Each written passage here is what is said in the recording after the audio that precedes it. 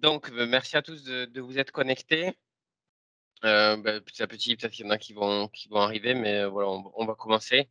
L'objectif du webinaire aujourd'hui, c'est de prendre 45 minutes ensemble, c'est-à-dire, nous, ServiceNav, Coservit et aussi avec, EasyVista et bien sûr, vous, qui êtes invités, donc merci d'être présents, pour échanger sur l'ITSM, couplé à ServiceNav.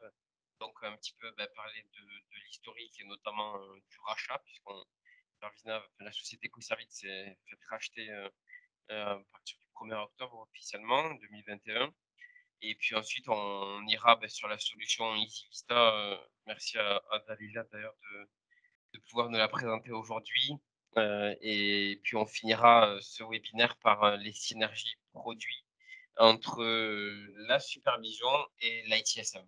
Donc voilà, tout ça, ça va nous amener vers, 11h45, quelque chose comme ça et puis en fin de webinaire, l'objectif c'est que, s'il y a des questions, n'hésitez surtout pas, à la fin, soit par écrit, soit à l'oral, via, bien sûr vos micros. Voilà, donc quelques screenshots, mais tout ça, vous le verrez puisque Dalila va nous présenter, l'ITSM EasyVista après. Voici les intervenants, du webinaire. Donc, peut-être, c'est bien aussi si vous pouvez vous présenter au-delà du fait que je vous présente. Donc honneur aux dames, Dalila, vas-y. Oui, bonjour à tous. Donc, je m'appelle Laïla Souya, je suis en charge de l'avant-vente chez EasyVista et j'ai le plaisir de vous présenter tout à l'heure, alors un tout petit aperçu de nos solutions. Mais l'objectif, c'est que, voilà, que vous ayez envie d'en voir un peu plus voilà, de creuser le sujet éventuellement. À tout à l'heure. Et Bon, je le vais prendre bien le connu relais. Florian. Oui, on commence à nous connaître avec les webinaires. Donc bonjour à tous, Florian Mathès, je suis le responsable produit sur ServiceNav. Moi, j'interviendrai sur la partie synergie entre ServiceNav et Service Manager, donc la solution d'EasyVista, pour montrer que justement on a une vraie réflexion, une vraie vision, et puis que des choses existent déjà pour faire des ponts entre ces deux produits. Merci Flo. Merci Dalila. Pour ma part, donc je suis Romain Matteo, vous me connaissez sûrement aussi, donc je m'occupe de l'équipe commerciale et marketing au sein de Coservit, ServiceNav maintenant au niveau de la solution. Alors on me dit qu'on m'entend pas très, très bien. Je confirme, c'est assez variable. Mmh. OK,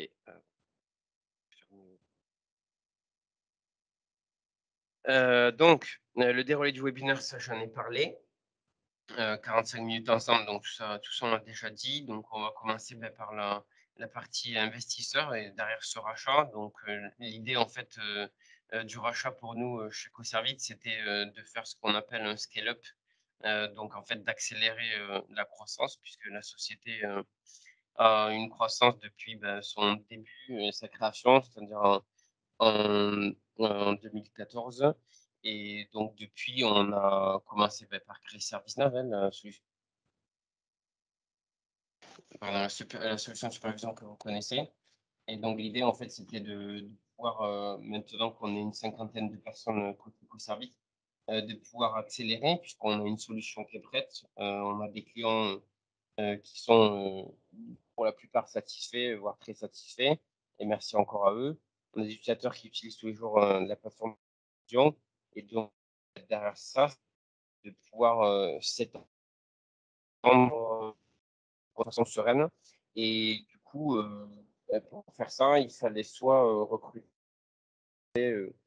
entre 20 et 30 personnes, soit, pouvoir, s'adosser à une société, existante, qui avait déjà un marché, existant, donc en France, mais aussi à l'étranger, hein, puisque EasyVista est présent en Europe, mais aussi aux États-Unis et puis, avoir un soutien, d'investisseurs, aussi français puisque pour nous, en tant que société française, c'était important d'avoir en fait un éditeur, soit européen, soit français et de pouvoir s'adosser à cet éditeur-là et d'avoir, un financier important. Donc c'est pour ça que vous voyez qu'il y a 2 fonds derrière ce rachat qui ont acté, à savoir Eurazeo et KT Innovation. Donc le plus gros étant Eurazeo, donc ça vous parle, mais Eurazeo, c'est quand même, l'une des plus, enfin, cotée au CAC 40. C'est un fonds français qui est très présent sur les nouvelles technologies, mais pas que.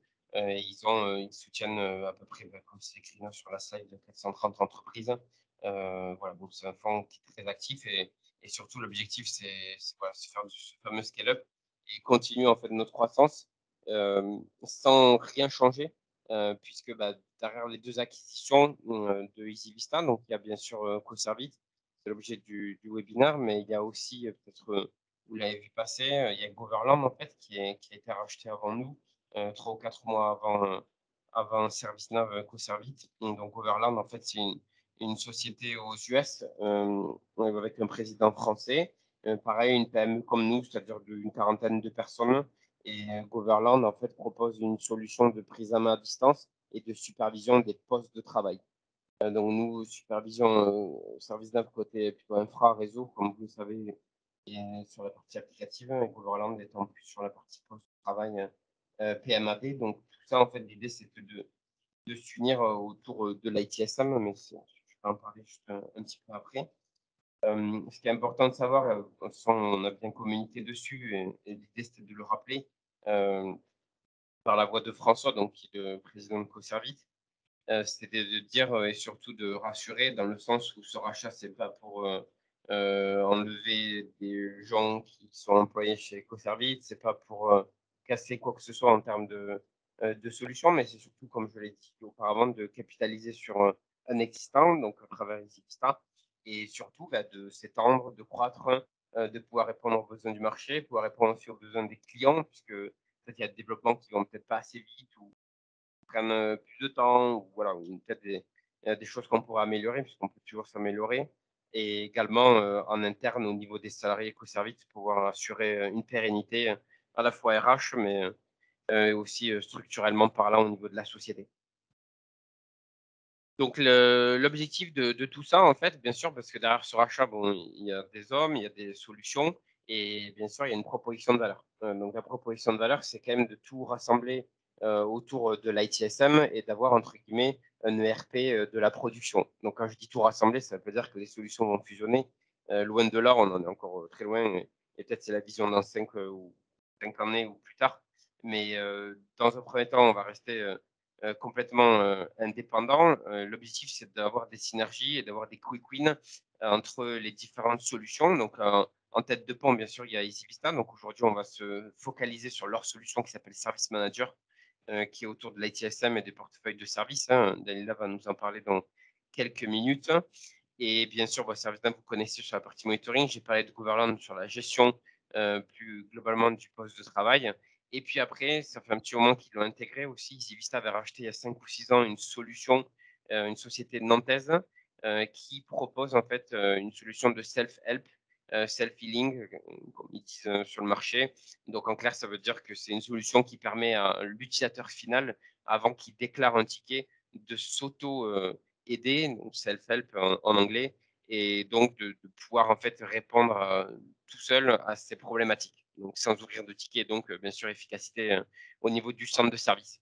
Et dans la proposition de valeur finale de tout ça, c'est quoi? C'est de faciliter les utilisateurs à la fois au niveau du centre de service, mais au niveau de la production, parce qu'on sait très bien que ServiceNav s'adresse bien sûr à des équipes de production et d'exploitation, mais EasyVista est plutôt sur la partie centre de service. Alors, c'est complet tout ça, mais quand même souvent deux équipes indépendantes.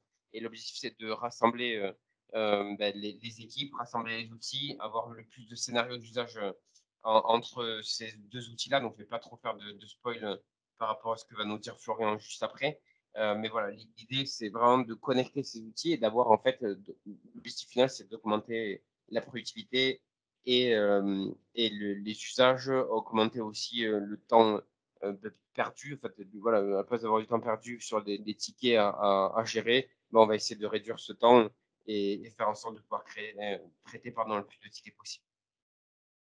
Voilà, donc pour finir, ce sera ma dernière slide de mon côté. Après, je te passerai la main de Dalila. C'est donc passer votre support au niveau supérieur. C'est un peu ce que j'ai dit juste avant. Bien sûr, donc tout ça, ça reste de la slide. Donc, vous allez dire, oui, c'est très bien, mais en tout cas, c'est la vision que l'on a et c'est important pour nous de vous la donner, de passer de ce qu'on peut appeler du contemplatif du prédictif. Donc, vous savez qu'au niveau de la supervision, on commence à avoir des enjeux autour de l'IOPS qu'on appelle, donc de l'intelligence dans la supervision, pouvoir faire du forecasting d'alerte.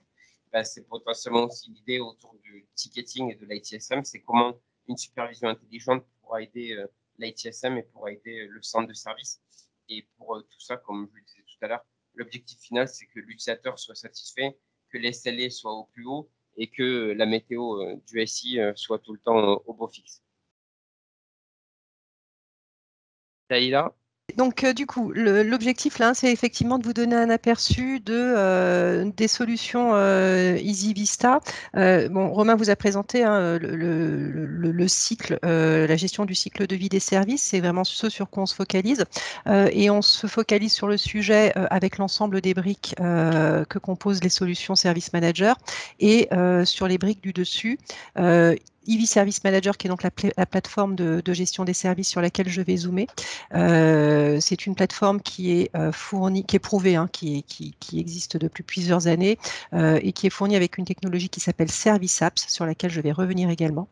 Et cette solution globale va s'accompagner d'EV Self-Help qu'on va proposer embarquer dans Service Manager, ou bien qu'on peut proposer en standalone, plugué sur d'autres solutions, qui est une solution de gestion de la connaissance dite intelligente, puisqu'on va s'appuyer sur, on va modéliser des arbres de décision pour guider les utilisateurs vers les connaissances qui sont en tout cas vers les informations qui sont les plus pertinentes pour eux. Cette technologie, cette solution s'appuie sur une technologie qui s'appelle ServiceBot, que je vous montrerai un petit peu dans la démonstration. Pour vous donner un aperçu rapide des solutions, vous avez la brique du centre qui est Service Manager, qui va vous permettre de gérer un certain nombre de fonctionnalités en standard. Depuis des fonctionnalités de gestion des services, où là on va retrouver de façon très classique la gestion des incidents, des demandes, des problèmes, des changements, etc. Vous allez retrouver des fonctionnalités de gestion d'actifs. On entend par actifs une gestion des matériels, des contrats, des licences. L'objectif ici est vraiment de gérer, par exemple pour les matériels, l'ensemble du cycle de vie depuis la demande initiale jusqu'à la mise au rebut en passant par les différentes étapes que peut avoir un matériel qui vont être la gestion de la commande, des livraisons, etc., etc. Et on va différencier cette gestion d'assets de la gestion des configurations, qui est quelque chose que vous connaissez, où là on va gérer des éléments de configuration qu'on va lier entre eux. Ces éléments de configuration seront des matériels ou seront de l'immatériel, des applications, des services. Et ce qu'on va gérer ici, ce sont les liens entre ces différents éléments de configuration à des fins d'analyse d'impact. Nous avons dans Service Manager une gestion transverse des éléments financiers, donc il y a de la gestion financière qui est transverse sur l'ensemble des éléments qu'on gère. Donc vous l'avez compris, hein, c'est une solution qui est riche, qui propose toutes ces fonctionnalités en standard, et vous avez sur la map en rose tout ce qui a été certifié par Pink Elephant et en bleu tous les processus qui s'appuient sur le référentiel ITIL. Et vous l'avez compris, hein, les synergies avec ServiceNav, elles sont absolument évidentes, hein, que ce soit dans la gestion des incidents et les points d'entrée, en tout cas même des événements et des incidents, jusqu'à la gestion des configurations, où là, il y a des vraies complémentarités entre les deux offres. L'ensemble des fonctionnalités va s'appuyer sur un moteur de workflow qui va permettre de faire un certain nombre d'automatisations, d'envoyer des notifications, de faire des actions automatisées et bien sûr du reporting en standard. La couche Service Apps, elle a pour vocation, et ça aussi je vais y revenir, elle est fournie en standard bien sûr, à fournir des interfaces modernes et responsives aux utilisateurs auxquels on s'adresse. Vraiment le focus principal que met Easy Vista sur ces solutions, c'est l'expérience utilisateur. Et ce, quel que soit l'utilisateur. C'est-à-dire que tous les utilisateurs sont importants pour nous, que ce soit un utilisateur final, un client, que ce soit un agent du support, que ce soit un manager, que ce soit un back-office, bon bref. Et l'idée, c'est de leur proposer des interfaces qui répondent à leurs besoins propres. Et les besoins propres de chacun ne sont pas les mêmes. Donc, vous verrez qu'on a des interfaces différentes. Self-help en standalone ou de façon globale avec Service Manager. Donc, ce n'est pas l'objet aujourd'hui. Vous aurez un petit peu dans la démo quand même d'exemples, mais je vais passer vite là-dessus.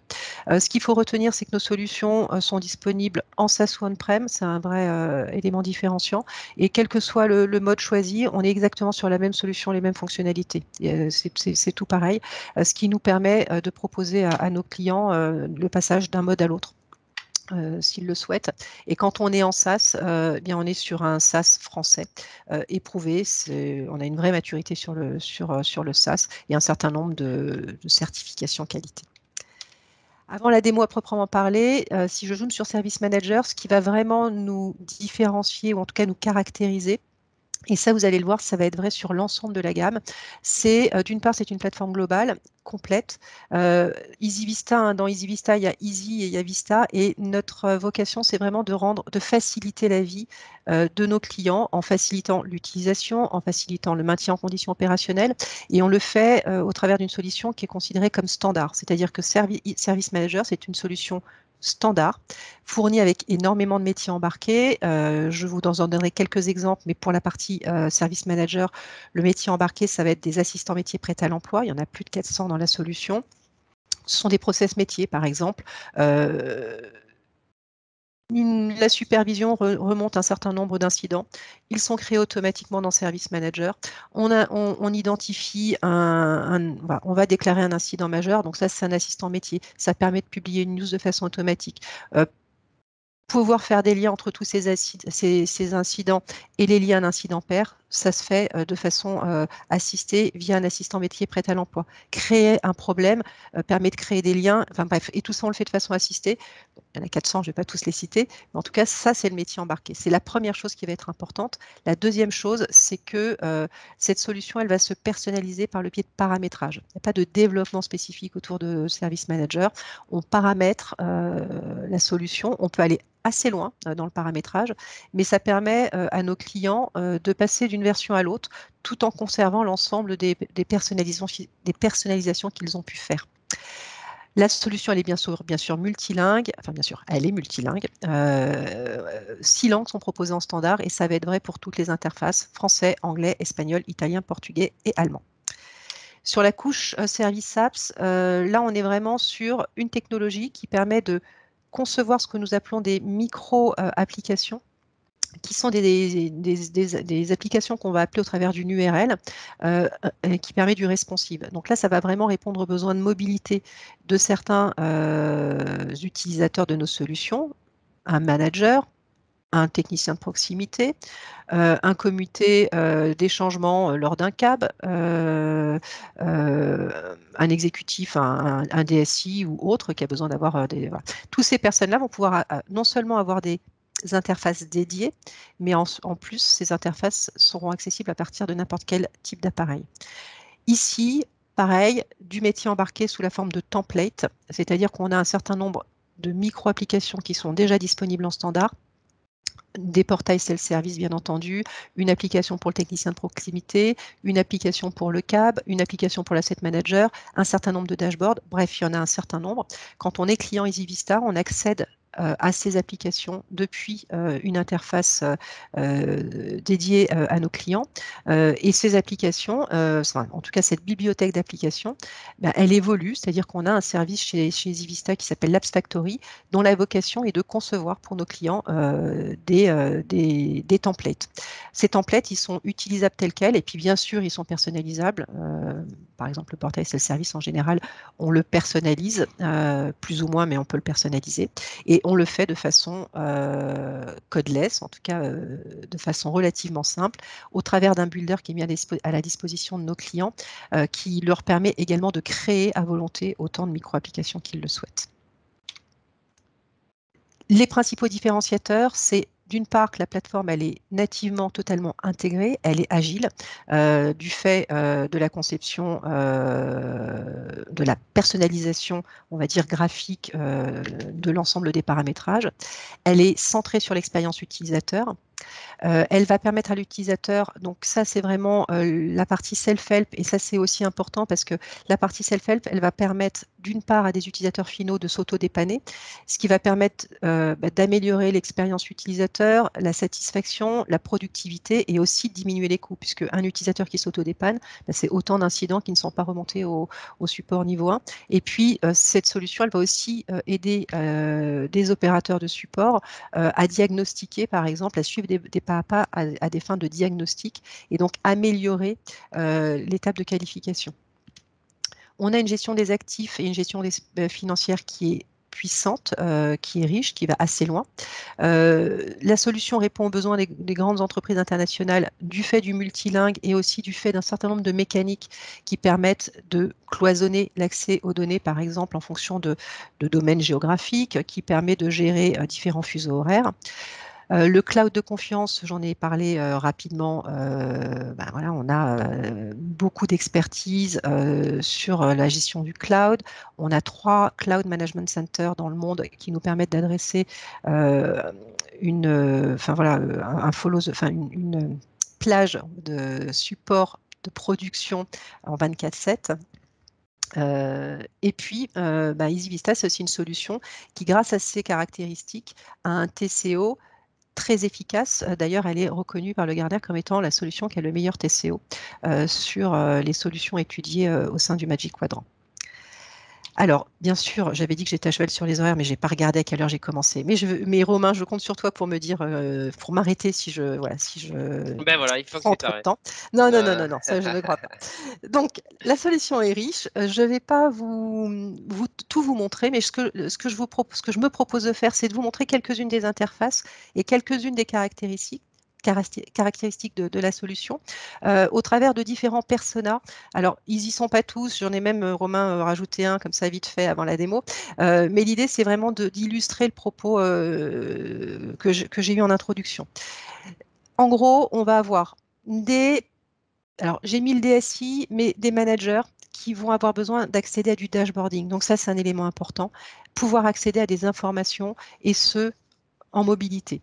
Ce que je vous montre sur toute la démo ici, c'est, on va dire, du standard. C'est vraiment, on est sur les dashboards, sur les interfaces qui existent en standard et qui ont bien sûr pour vocation à être personnalisées si besoin.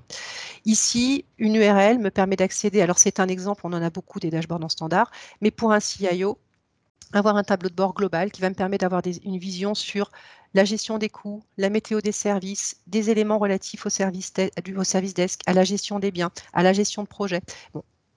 Ici, des éléments standards, on va dire, et puis pour chacun de ces éléments, eh bien, la possibilité de zoomer. Alors, je ne vais pas zoomer sur tous, mais par exemple sur la météo des services, avec ici par pays, des disponibilités, des éléments indisponibles qui sont remontés ici et qui proviennent, entre autres, des éléments remontés par ServiceNav, des éléments relatifs au service desk, bon, avec un certain nombre d'indicateurs, des éléments relatifs à la gestion de projet.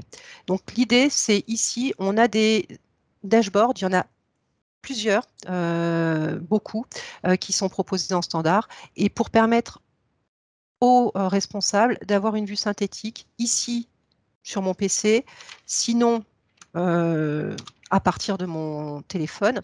Et pourquoi pas, si je suis dans une salle, par exemple, de support, etc., accéder à des dashboards au travers d'un écran géant. Si vous avez l'occasion de venir un jour visiter les locaux d'EasyVista, vous verrez qu'au CMC, qu'au support, il y a des écrans, il y a des télés qui permettent aux agents de suivre en live un certain nombre d'indicateurs.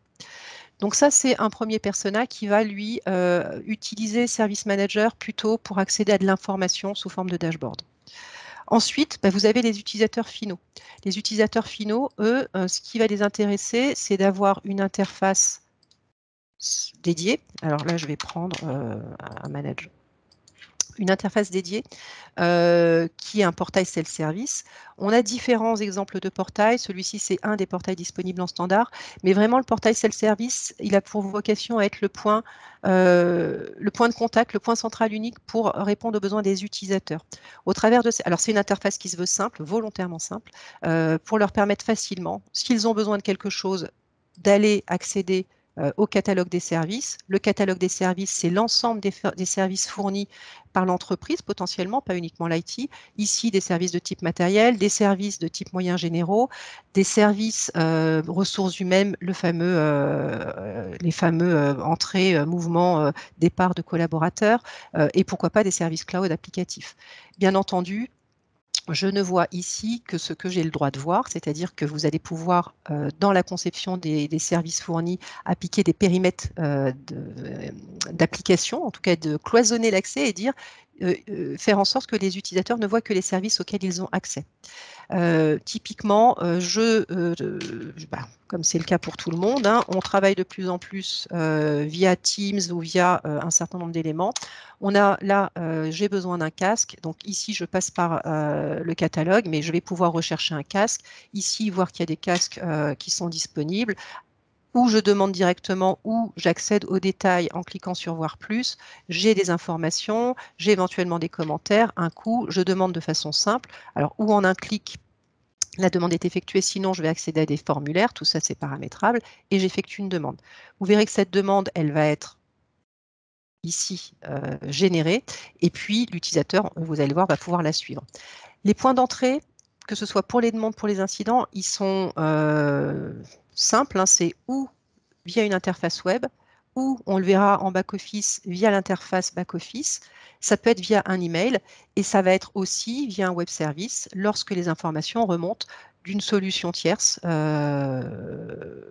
typiquement une supervision, mais ça peut être différentes solutions. D'autres solutions d'ITSM parfois peuvent envoyer des incidents. Bon. Donc, ce sont les points d'entrée possibles. Ici, elle avait besoin de quelque chose. Vous voyez, elle n'a pas cherché à comprendre. J'ai besoin de quelque chose, je clique ici. J'ai un problème. Là, c'est vraiment comment je fais pour m'auto-dépanner. Ici, sur j'ai un problème, je suis sur l'offre self-help. Je vous le précise. Donc ici, l'idée, c'est de proposer une base de connaissances organisée au travers de laquelle on va pouvoir naviguer. Vous avez ici des news avec des procédures qui sont mises en avant. Vous avez ici un petit panneau d'actualité et puis des différentes catégories dans lesquelles je vais pouvoir naviguer pour trouver des procédures. Sinon, toujours le fameux Teams, ici, recherche globale. Bon, je peux prendre n'importe laquelle, on s'en fiche. Et ici, vous voyez, je vais pouvoir suivre un pas à pas en répondant éventuellement aux questions, puisque peut-être que le pas à pas va être différent en fonction ici, si je suis un organisateur ou un participant. Et en cliquant, je vais avoir accès à l'information la plus pertinente. Ici, c'est l'application desktop que j'utilise. Et puis, vous voyez que c'est un vrai pas à pas qui va me permettre de m'auto-dépanner si besoin. L'information, elle m'a été utile, c'est parfait, je me suis dépannée et c'est un incident de moins, on va dire, qui est remonté au support. Ce portail, il va me permettre également de suivre l'ensemble des éléments qui sont les miens. Ici, j'ai créé j'ai fait une demande pour un service. J'ai fait un pas à pas. Vous voyez que mon service, il est ici, je le vois et je vais le voir évoluer. Je vois qu'ici, il est en cours. Si je veux accéder à plus d'informations, je vais aller accéder aux détails. Tout ça, c'est personnalisable et je vais pouvoir à tout moment faire des mises à jour, etc. Ce portail me permet bien sûr d'accéder aussi à des news. Ces news, ça peut être par exemple une alerte qui a été remontée, qui dit qu'un service est indisponible. Et là, l'idée, c'est que l'utilisateur le voit tout de suite. Vous voyez qu'ici, on voit que Microsoft Office et Outlook sont hors service en ce moment. Et je peux zoomer et avoir un peu plus d'informations. Il y a beaucoup de choses à montrer. Ici, le bot, ça va être intéressant parce que le bot, c'est aussi l'offre self-help, va me permettre de passer par une interface spécifique qui va comprendre le langage naturel et qui va me permettre de lui poser des questions. Justement, on m'a demandé de mettre dans ma signature Outlook un petit peu avant ce webinaire une vignette pour le promouvoir, mais je ne sais pas comment faire. Donc, qu'est-ce que je fais? Je demande au bot comment créer une signature d'un Outlook. Donc ici, vous voyez que je lui parle. Normalement, il me comprend. Donc là, effectivement, il a compris. Il me dit, tiens, regarde, j'ai une procédure qui correspond à ton besoin. Effectivement, c'est ça. Par contre, ce n'est pas assez précis, donc je vais aller accéder aux détails. Et là, un pas à pas va me permettre de m'auto-dépanner. Donc ici, je vais aller au bout du pas à pas. Pour l'exercice, je vais dire que c'est trop compliqué, je n'ai pas réussi. Donc, je vais dire non. Merci de me contacter. Et ici, en fonction de la réponse, il va y avoir des automatismes. C'est-à-dire que là, ce que j'ai fait, c'est que j'ai créé un incident. C'est un des points d'entrée qui va pouvoir être suivi ensuite par le service desk. Bon, j'aurais beaucoup de choses à dire, mais je vais passer à la vue suivante. N'hésitez pas à me poser déjà vos questions par écrit si vous en avez, et puis on y répondra ensuite. Deuxième persona, c'est un back-office. Alors, personne du support. Donc ici, on va être sur la première interface back-office. Je me connecte avec ce persona. Et ici, l'interface back-office, c'est aussi une interface qui va répondre aux besoins de l'utilisateur connecté. Donc moi, je suis, alors, support niveau 1, support niveau 2, change manager, problem manager, peu importe. J'ai des actions à mener dans le cadre d'un processus, quel qu'il soit. Donc, je vais me connecter à mon back-office. Ce qui va être important pour moi, c'est déjà de savoir ce que j'ai à faire facilement, sans avoir à me naviguer dans les différents boutons ou autres. Et ce que j'ai à faire facilement est toujours disponible et visible à partir de la barre de navigation en haut, où vous voyez que je vais pouvoir voir ici les discussions. Discussion, c'est une fonctionnalité qui permet, c'est un peu comme un forum, donc ou d'avoir des discussions publiques ou d'avoir des discussions restreintes sur un groupe. Et ces discussions, elles ont une thématique ou bien elles sont liées à un objet dans Service Manager. C'est-à-dire qu'on peut discuter autour d'un thème, mais on peut discuter aussi autour d'un incident, par exemple, entre back-office. Si jamais je suis dans une conversation et qu'il y a des nouveaux éléments, je verrai ici ces éléments, en tout cas le petit compteur se créditer de 1, 2, 3 ou 4. Ici, toutes les actions que je suis susceptible de traiter, c'est-à-dire que typiquement, il y a eu une demande qui est arrivée au niveau du portail, ça arrive dans une bannette, moi, je pourrais potentiellement prendre la main dessus. Ici, les actions qui me sont attribuées que je dois traiter. Ici, toutes celles pour lesquelles je suis en retard. Et ici, des notifications spécifiques sur des objets spécifiques. Cette interface, vous voyez que j'ai une page d'accueil qui est complètement personnalisable. Cette page d'accueil, c'est une micro-app dont je vous ai parlé. Donc, nous, on en fournit en standard, mais vous pouvez mettre toutes les pages d'accueil que vous souhaitez à partir du moment où c'est une application Service App. Et l'idée, c'est de concevoir des pages d'accueil spécifiques pour un profil donné. Donc là, c'est la page d'accueil pour le service desk, c'est une des pages d'accueil standard. Et puis une barre de navigation qui va me permettre de naviguer au travers de différents menus que je peux personnaliser si je le souhaite. Et la personnalisation va me permettre d'ajouter des éléments, par exemple des apps, des raccourcis vers des URL que j'utilise fréquemment. Marie, qui est opérateur service desk, c'est aussi une utilisatrice qui a accès à un portail, c'est le service. Ce portail, je vais l'intégrer directement dans mon interface back-office. Et ça me permet en même temps de vous montrer un autre exemple de portail qui est un portail standard. Différent, donc on a vraiment différents templates. Avec ici, chose intéressante, c'est une météo des services où je vois les services qui sont indisponibles et où je vais avoir éventuellement la possibilité de m'abonner à d'autres services ou de consulter la météo des services de façon un peu plus globale. Pour les besoins de la démo, je vais vous montrer deux choses. D'abord, un utilisateur qui appelle, qui dit qu'elle a un souci avec ses mails. Là, je rédige le titre et je crée mon incident. Alors, j'ai la possibilité de visualiser les tickets pour la personne connectée. Première chose que je vais faire, l'interface ici, pareil, elle est standard et je vais pouvoir la personnaliser, c'est-à-dire que les attributs là sont personnalisables. La première chose que je vais faire, c'est que je vais indiquer le service concerné. Donc, elle me dit qu'elle a un souci avec sa messagerie. Donc, je vais aller chercher l'élément de configuration messagerie. Ça me met à jour mon titre. Et ça me permet de voir un certain nombre de choses. Alors, comme je dois faire vite, je vais essayer de tout vous montrer sur cet exemple-là. Mais en gros, ici, j'ai catégorisé. Je peux être aidée en me disant, elle me dit qu'elle a un incident messagerie. Bon, ok. Première chose, en général, c'est des incidents que j'escalade. Donc, peut-être, ici, exemple du self-help en back-office, comment je peux être aidée pour qualifier au mieux ce besoin. Donc là, j'ai des scripts qui sont mis à ma disposition, qui vont me permettre de qualifier la demande. Et donc, alors que je suis avec mon utilisatrice, je vais pouvoir lui poser les bonnes questions. Donc, je vais lui demander quelle est la méthode qu'elle utilise pour accéder à ses emails. Elle me dit que c'est Outlook. Je vais réaliser un certain nombre de tests avec elle et je vais répondre à la question. Donc, en fait, là, on n'a pas réussi à se connecter via le webmail. Ensuite, on me demande quel est le message d'erreur, etc., etc. Vous voyez que je suis guidée. Je vais pouvoir éventuellement ici faire un petit compte rendu. Et puis, ce script de diagnostic, je vais pouvoir ici, vous voyez, l'intégrer directement à mon ticket, ce qui fait que si je l'escalade, ce ticket, eh bien, le script de diagnostic sera joint au transfert, ici, et la personne qui reprendra le ticket aura accès aux informations. Autre chose, on a des applications contextuelles qui nous permettent d'avoir ce qu'on appelle une vue 360 degrés. Il y a un incident email, ok, est-ce qu'il y en a d'autres? Donc là, je vois qu'il y a d'autres incidents avec le même CI, qu'il y a des incidents avec le même sujet, pour la même entité, pour le même contact, et à chaque fois, j'ai la possibilité de scroller et d'aller au détail des éléments.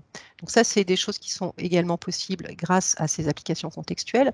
Et puis, je vais pouvoir aussi visualiser la messagerie au travers d'une CMDB qui va me permettre, enfin d'un graphe, pardon, qui va me permettre d'éventuellement visualiser s'il n'y a pas des impacts, enfin des choses qui pourraient impacter cette messagerie. Je vois qu'effectivement elle est indisponible, je vois que j'ai un certain nombre d'informations, c'est-à-dire déjà des incidents, des demandes sur le sujet. Et puis, a priori, vous voyez que les traits rouges, ce sont les traits bloquants. Il y a ici un élément de configuration qui est indisponible et qui impacte de façon bloquante la messagerie. Dalila, si Oui. tu peux, si 2 minutes pour respecter les timings. Oui, j'avais noté 25 minutes, donc normalement je suis dans les temps. Donc voilà. Donc bon, j'arrête pour ce persona. Il y en a beaucoup. J'aurais pu vous montrer le technicien de proximité. Je vous montre juste l'asset manager parce que ça peut être sympa. Mais l'idée, c'était de vous montrer deux personas back-office avec des profils différents pour vous montrer qu'en utilisant la même application, on va avoir des home pages différentes et spécifiques au profil qui est le nôtre. Par exemple, là, je suis un gestionnaire de parc, je vais avoir des éléments relatifs au parc. Je peux déjà effectuer des actions. J'ai un tableau de bord qui va me permettre ici directement de voir ce que je dois fournir. Typiquement, le casque demandé par Françoise, il est ici. Je vois si j'ai du stock ou pas. Et j'ai des assistants métiers qui me permettent de prendre sur stock, de passer une commande, bon, etc. etc. Je vais m'arrêter là pour laisser la main et pour qu'on puisse terminer effectivement dans les temps. Et puis, on échangera lors de la session des questions-réponses. Merci beaucoup, Dalila. Je t'en prie. Alors, je vais peut-être départager mon écran. Peut-être laisser la main. Partager de mon côté, ouais.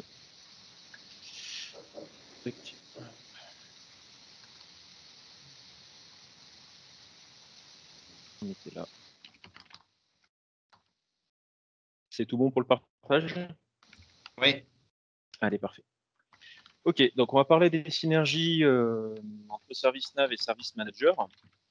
Il y a deux horizons qu'il faut considérer. Il y a un certain nombre de synergies qui existent déjà actuellement dans la solution qui nous permettent de faire des ponts avec Service Manager. Et fort de ce rapprochement et de cette acquisition, on est en train de construire aussi vraiment une stratégie de synergie forte entre les deux solutions parce qu'on ouvre finalement beaucoup de cas d'usage et beaucoup de possibilités avec deux produits qui naturellement ont tout intérêt à communiquer au maximum entre eux.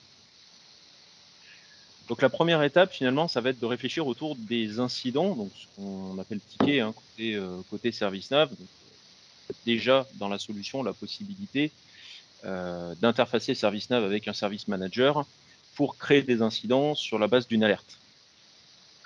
Donc l'intérêt, c'est quoi? C'est de faire de la réduction de coûts, déjà, parce qu'on va avoir une préqualification, un pré-renseignement d'informations issues de l'alerte de supervision qui vont être intégrées directement dans l'incident et qui vont se retrouver du coup au niveau de l'ITSM, donc de Service Manager en tant qu'incident.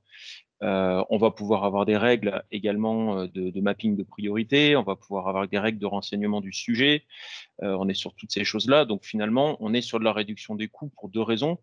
La première, c'est qu'on peut faire du shift left, donc on va pouvoir descendre le niveau de compétence et d'expertise nécessaire, donc ça ne sera pas forcément les mêmes personnes, et confier finalement à un niveau 1 la création de tickets sur la base d'une alerte de supervision.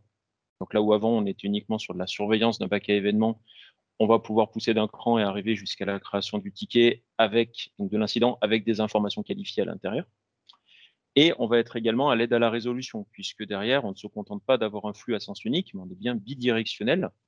Et on va redescendre de Service Manager les informations de l'incident, d'une part en temps réel quand on est sur un incident qui est en cours. Donc depuis la supervision, on va pouvoir consulter et suivre l'état de l'incident et ses différents statuts en allant directement dans l'exploitation technique sur l'élément. Et on va pouvoir également, dans l'historique, une fois l'incident clôturé, récupérer et conserver l'historique des différents incidents qui ont été faits sur l'élément. Et c'est là qu'on est aussi sur l'aide à la résolution, puisque dans le cas d'une alerte, quand on commence à investiguer, le fait de savoir qu'il y a eu 4 incidents sur le même élément depuis 2 jours peut permettre beaucoup plus rapidement de faire converger ces différentes informations, d'aller voir peut-être dans les incidents précédents, de se mettre en contact directement avec là où les personnes qui ont traité ces sujets et de converger beaucoup plus rapidement vers une résolution. Et donc, par ricochet, forcément, qui dit aide à la résolution dit maximisation de la disponibilité, puisque si on résout plus vite, on remet en marche plus vite. Le deuxième sujet, il va porter sur la gestion des changements. Donc, la notion de changement, qui est une notion du coup, qui va être beaucoup plus portée finalement par Service Manager, puisque l'objectif aussi d'un outil de ce type, ça va être de permettre dans une démarche utile de déclarer des changements dans le cas où on souhaite ajouter ou modifier des éléments de configuration. Et l'intérêt ici, c'est pareil, on va être dans une réflexion de transmettre des informations utiles à ServiceNav. Donc, qu'est-ce qu'on va faire au niveau des changements?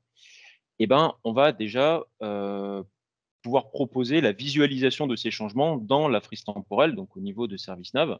L'intérêt, c'est quoi? C'est d'aider clairement à l'identification d'une route cause. On est toujours pareil dans l'aide à la résolution.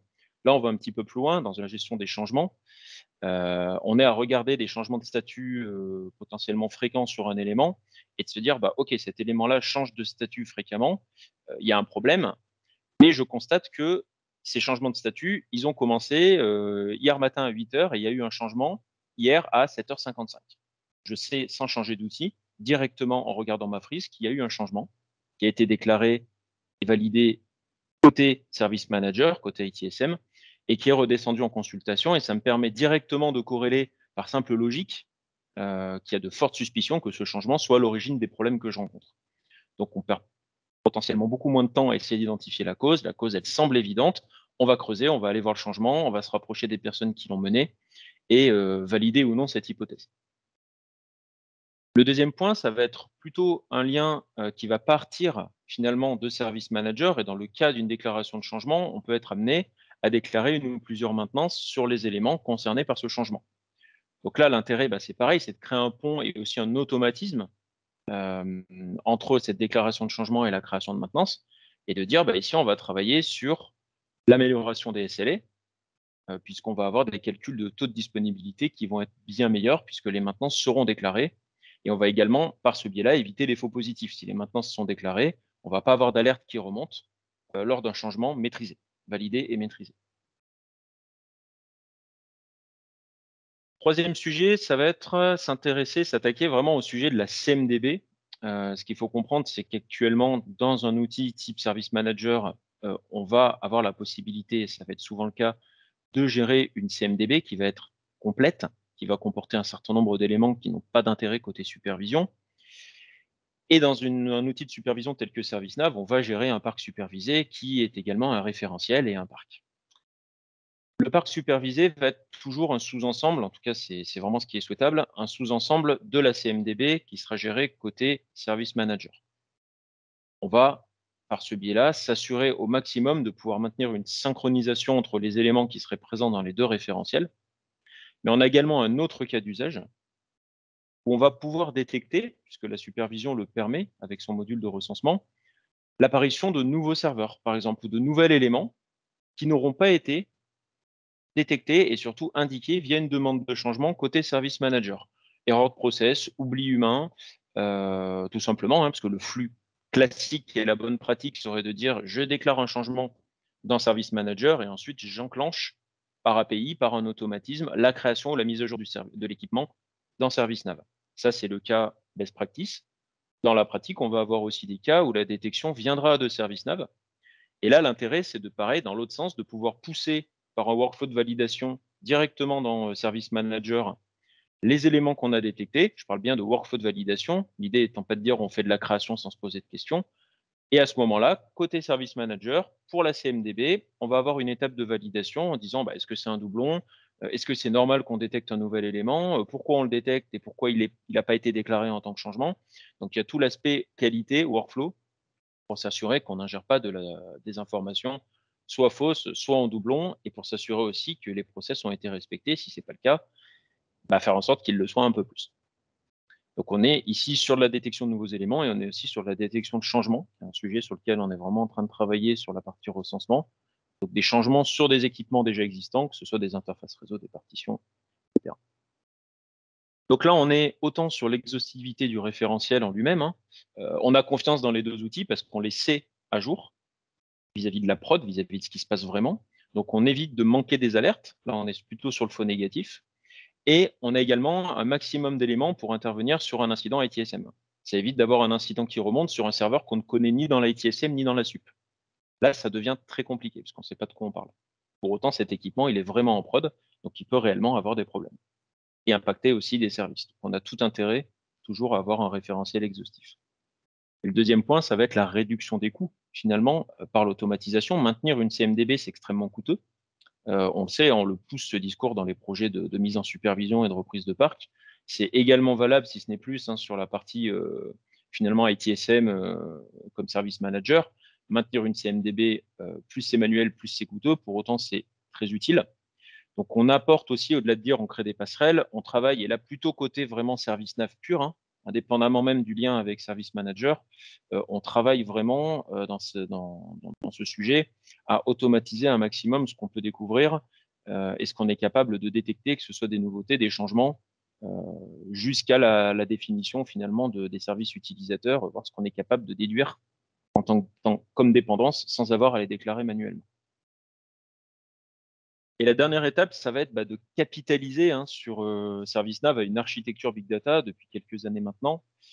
C'est un gros projet de refonte de moteur que la plupart d'entre vous connaissent déjà. L'objectif était vraiment d'avoir une architecture scalable qui nous ouvre également les portes vers des usages IOPS, c'est-à-dire finalement des algorithmes IA appliqués à un très gros volume de données et tout ça en temps réel.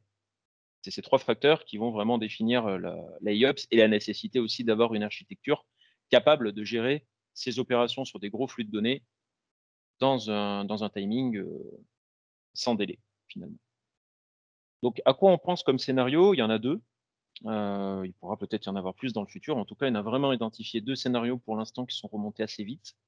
Le premier, c'est l'identification de la cause réelle. J'en parlais déjà tout à l'heure. Capitaliser sur les éléments qu'on connaît pour dire il y a une suspicion plus ou moins forte, avec un taux associé, que le problème que vous observez sur, par exemple, ce service ou cet équipement soit lié à cet événement. Que l'événement soit le fait qu'un routeur soit tombé en panne, que l'élément soit, et c'est là tout l'intérêt de se brancher avec Service Manager, peut-être un changement qui a eu lieu, qui a été déclaré dans Service Manager. Et c'est là où en fait on va commencer à capitaliser, à se dire on a des informations de supervision, des hosts qui tombent, des services qui sont en alerte, une disponibilité qui baisse sur telle période. Et en face, on va avoir des éléments plutôt orientés à ITSM, on va avoir des changements, on va avoir des problèmes, on va avoir des incidents. Et l'idée, c'est de prendre les données des deux côtés pour rendre encore plus précise la détection des causes, des routes causes liées à un incident, liées à un événement qui se passe côté supervision. C'est ça qu'on cherche à développer. Et le second scénario, ça va être l'évaluation des risques. Simuler, en tout cas, suggérer un changement avant justement d'appliquer ce changement et demander au système une évaluation du risque associé en se basant aussi bien sur de l'information de supervision. Est-ce que cet élément il est instable, il a été instable dans les 2 derniers mois? Est-ce qu'on a déjà fait ce type d'opération? Par exemple, je veux réduire de 10 gigas le disque sur ce serveur. Qu'est-ce qui va se passer? Il va aller voir déjà si ça a déjà été fait. Est-ce qu'il y a eu des changements côté ITSM? Qu'est-ce que ces changements ont impacté? Est-ce que côté supervision, on a eu suite à ce changement des passages en état critique? Combien de temps ça a pris pour repasser dans un état up? Et avec tout ça, il va évaluer le risque et dire c'est risqué, risque fort, risque moyen, risque faible. Et voilà ce que ça peut impacter comme service, la messagerie, le service, le serveur AD, etc., etc. Donc ça, c'est le deuxième scénario qu'on va vraiment chercher à développer, à valoriser, puisque pareil, la valeur, je pense qu'elle apparaît de manière aussi assez évidente, notamment en termes de maximisation de la dispo. Plus un changement est maîtrisé, moins on risque d'impacter nos SLA. Voilà. Je m'arrête là pour garder un timing et garder du temps pour les questions. Merci Florian. Parfait, parfait. Merci à tous. Je vois que on commence à avoir des remerciements, donc c'est que les gens commencent à partir. Surtout, merci à vous. Merci aux intervenants, Florian, Dalila, Florian. C'était parfait, du moins pour moi, et a priori, ça l'était aussi pour ceux qui étaient là. Bon appétit à tous. S'il y a des questions, n'hésitez pas. Comme d'habitude, le support. Dalila l'a dit, je le répète, il y a le prochain rendez-vous autour de cet événement qui est le rachat, l'acquisition et les intégrations produits. C'est donc Levé Connect le 16 novembre. Et d'ici là, voilà, s'il y a quoi que ce soit, nous serons là pour vous répondre. À très vite, j'espère. Merci. Merci à vous pour votre Merci. Au revoir.